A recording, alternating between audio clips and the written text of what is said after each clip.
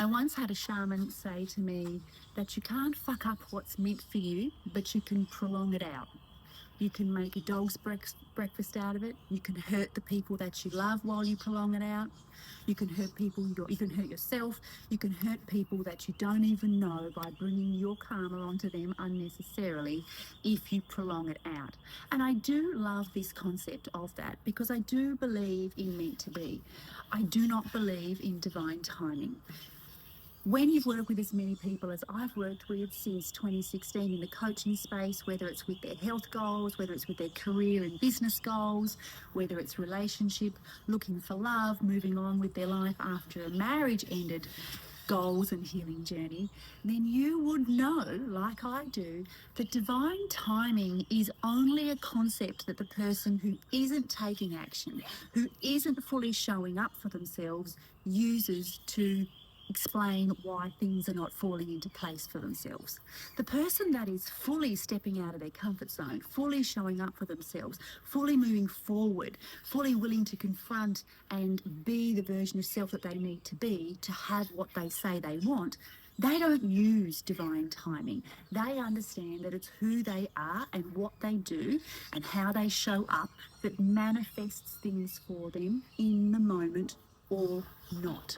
It is never a case of divine timing. It's always about our own frequency alignment, who we are on the inside and how we're showing up in the current moment, in the now. This has been reiterated to me by the presentation of my puppy, Guinness, into my life, which I was not looking for, I was not chasing. He literally chose me, he literally came into my life. But he had actually been a long-term vision and dream for me. I was hoping to have him in the video, but he is currently playing with a toy and gone off to the other end of the house.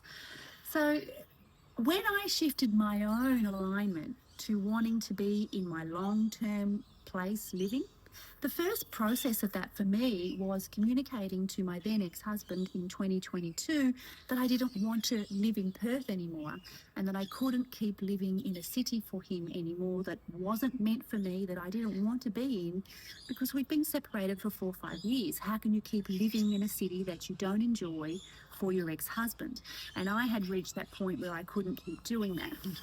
Now, my daughters are teenagers. Who knows where they are going to end up? They may or may not end up continuing to live in Perth.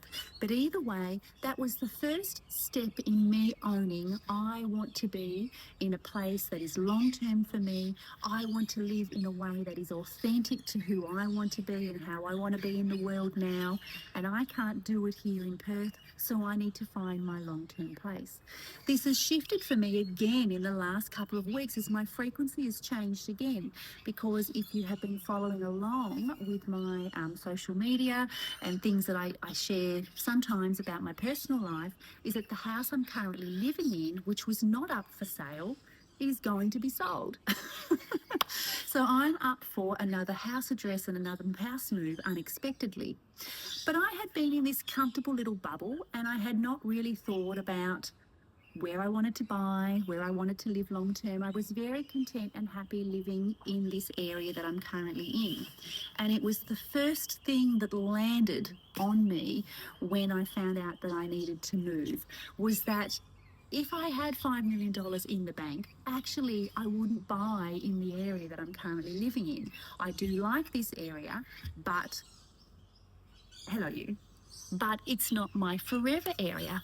And this is Guinness. Yeah.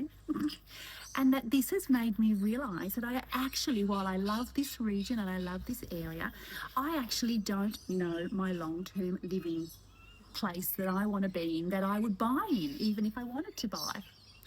And so that has started off a very reflective process for me over the last couple of weeks of realising, okay, I am in a place now where I'm in the right region, but I need to fine tune and really think about where I want to be for my long term, really put down roots now, like what's important to me. As I've done all of that, other things have shifted out of my life that became clear were not going to be long-term things for me. They were not going to evolve into anything more. And so therefore, cannot keep them in me, cannot keep them in my vortex if they're not going to result into what is going to actually stick around for me, be there for me, and be there for me into the long term, like is what I mean. And so as I've made those shifts of letting go and then realigning myself, in came the dog that I had been wanting for 15 years, to be able to have a dog, a chocolate-coloured dog called Guinness.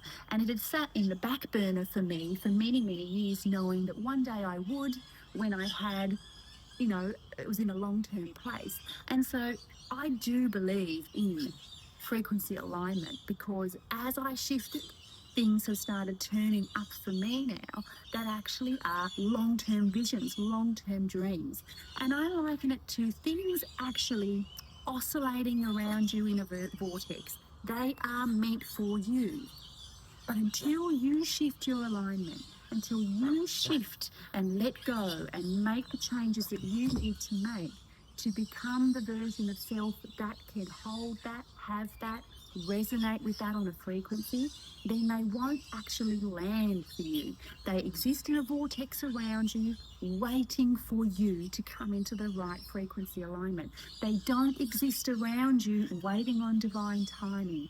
Divine timing is waiting on you to step into the version of self that can actually hold that, manifest that, and not self-sabotage it away or even turn your back on it.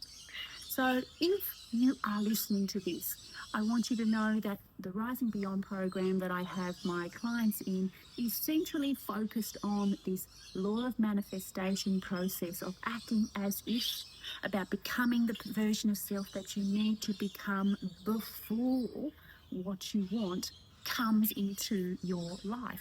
This is the process of how we actually step into the frequency alignment of whatever it is that you want for yourself in your future, to actually align and be that version of self now, so that what you want actually has the space and the energetics to be able to land in your face and for you to catch it and be ready for it. Guinness has definitely come in right on the cusp of me being not quite ready for it, but heading that way. And so I haven't been able to say no to him, and I'm going to have to now make little shifts and changes to accommodate him. But these are all the right shifts because they are what I want for the long term. And in a way, well, not in a way, it is true that I could not have said yes to him because I would have deeply regretted it. If I had said no and walked on from him, I would have always wondered. And in the end, that really is the decision-making tool that we make for ourselves, even when things come in a little bit earlier than we want for them. It's knowing that this is where I'm going to shift my alignment even further to be able to hold this and bring it into my life. I hope that this has motivated you to get off the divine timing bandwagon. There is no power, there is no growth in believing in divine timing. It is spiritual bypassing, in my personal opinion, because what you are saying is that there is nothing in the moment that I could do that could bring something in faster for me. And that's a BS story. You are the creator of your life. You manifest in to your life what you can manifest in. Take your power back. Take full ownership over your life. Take full ownership over what it is that you want to have in your life, and change in the now so that what you want can come in. Eventually, you'll have the quality ass problem that I have, which is being a super manifester, where you manifest things in like a dog before you have the regional property that you thought you were going to be in. I always thought the regional property would come in first and then the dog. But for whatever reason, the dog has come in first.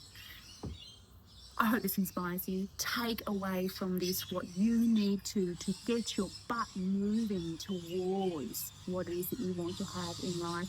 Take your power back, be proactive, make it happen, and do not sit on the spiritual bypassing term of divine timing, believing something is going to magically come into your life if you don't change, because it's not how it unfolds.